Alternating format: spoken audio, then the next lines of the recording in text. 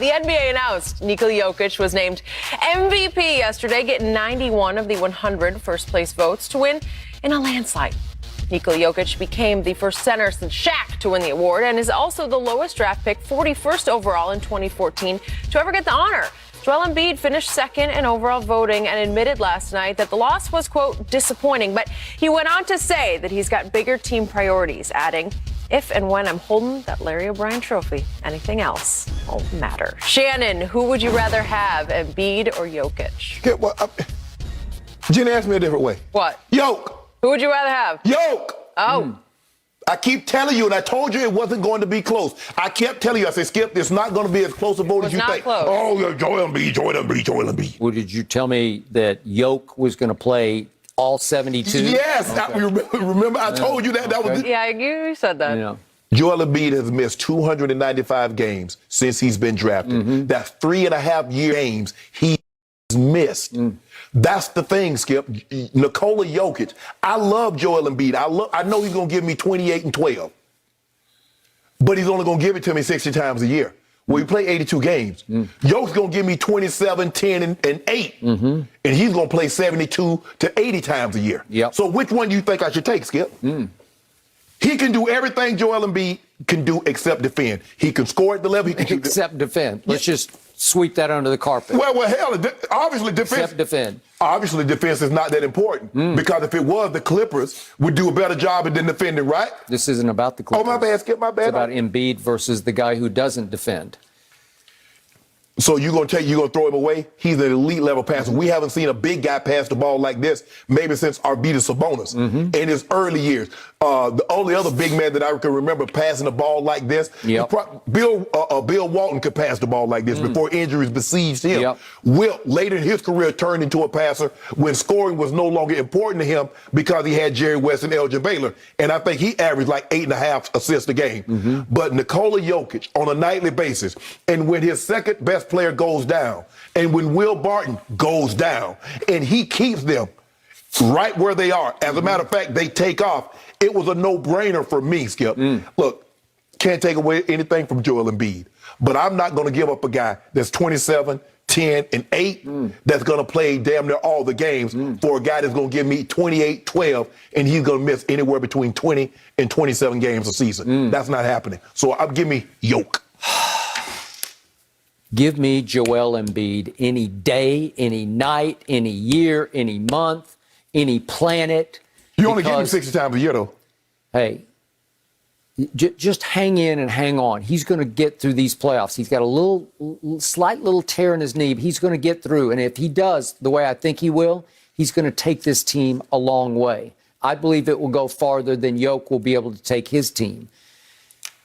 It comes down to they're evenly matched on offense. I give you Yoke can pass it. He's extraordinary. I'm not sure we've ever seen a big guy who can pass it with the sort of the he runs touch the and offense. feel. He can see it and feel it like LeBron can. Yeah.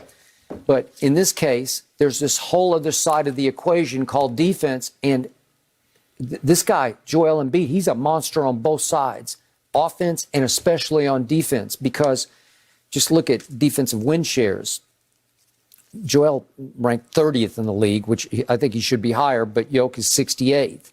Then look at blocks. Joel blocked 69 in only 51 games to Yoke 48 in 72 games. Right. It's like a huge gap. If you just do it per game, Joel blocks 1.4 blocks a game. That's to Yoke, who's only 0.7, so it's like twice as much. Right. If you do the math across the board, it's way more blocks. Yoke is not a shot blocker. No, he's not a rim protector. No. And then we get to, let's do the free throw line. Joel just marches to the free. He is a parade to the free throw line on a nightly basis. Nobody in basketball shot more free throws this year than Joel Embiid, and he did it in only 51 games. Right. So it's just extraordinary. He shot 548 in 51 games to only 394 in 72 for Yoke. So there's no physicality. He's not going to protect the rim. He's not going to impose his will on you. He's going to beat you with finesse. Did you see what he did against Portland? You Yep. saw that, right? You I saw saw the it. years your Clippers last year? You saw that, right? Yep, Okay. I did. It's not going to. I hope they get a rematch. I just hope. Y'all not advancing that far. So get that thought out your head. Well, you're about to. But I'm going to be swimming in dew before this is over. You look at Embiid, Jokic is 8.3 assists. That's seventh in the league. Joel Embiid 2.8. That's 125. He shoots the free throw percentage is equal. 3 Except points. he just gets there so much more. But you know what, Skip? But it projects out because all the games that you missed that would have been free throws for you, we good, we straight. Joel was first in free throw attempts. Jokic was 21st. That's okay. It's just over time, it's monster versus not monster. You're monster. Like if I'm having to play against Joel the next day, I'm losing sleep. Jokic, I'm not losing sleep. But guess what, over Skip? that. If I play against Joel Embiid on Wednesday, I'm clapping my hand on Thursday because I'm not gonna see him. And you're gonna see Jokic every night. Every night. He's gonna give you 27 and 10 and 8. That's what he's gonna do for you. Now, Joel Embiid, I might miss a week. His stomach might be, tum-tum hurt. He had a Philly cheesesteak. But every night before you play Joel, you're going to have bad dreams. Yeah. What you think you have a yoke? Because he gonna do the up and under. Sleep He like a baby. Yeah, he gonna hit the 1 foot, the left foot, the right foot, Ooh. the 3, the up and under. Scares me. Yeah, make it look bad. Make it look What's your foolish. eye test tell you? You know what it tells you. Yoke, MVP, which I told you, Skip, at some point in It time. was easy to tell me he got hurt. It was easy. If he had not gotten hurt, he would have won it. He would have won it going away. Skip, I got to do averages. I got to do the law of averages. What does the law of averages tell you about Joel Embiid? If you missed 3.5 years due to injury in 8 years, what does that tell you? What's the likelihood of you going to play 82 games? What's the likelihood you're going to play 75 games? What's the likelihood you're going to play 60 games? For however many he plays, I'll take Joel. No, I He can't. may be a bit motivated Hold by on. this second So in place other words, if finish I'm a as great well. worker and I'm only coming to work, what? 85% of the time, the boss says, Shannon, you're a hell of a worker. There's It's only a little one worker different like Joel. when your health only is one. involved. Best center in basketball is Joel. Yo, I like that he's motivated by it, guys. We're moving on. Has LeBron been underappreciated in his prime? I'm going to tell you what a former teammate and Hall of Famer had to say about it next. It's multiple games. Lamar Jackson had to miss games, right? Okay. All right, but they lost. They But that's failed. that's what I'm saying. So Okay. because LeBron, they had to go to the bubble and they overcame. Okay. But speaking of social media, I think LeBron inspires a lot of resentment because he comes across as this front-running showboat who's always out there beating his own chest. He's always trying to tell you how great he is. He's always trying to make his own case that he's greater than Jordan. Right. That about clinched it, right? When we pulled off the 3-1 comeback. Let me ask you a question. Does the networks mention ratings? Do they say who has the number one comedies? Who has the number one sitcom? Who has the number one this? Okay. So what? that's a part of it, right? Sure. Everybody pats themselves on the back. Every movie franchise, so this is not, that's the thing, Skip. Everybody wants to make it seem that everything LeBron does is unique to LeBron.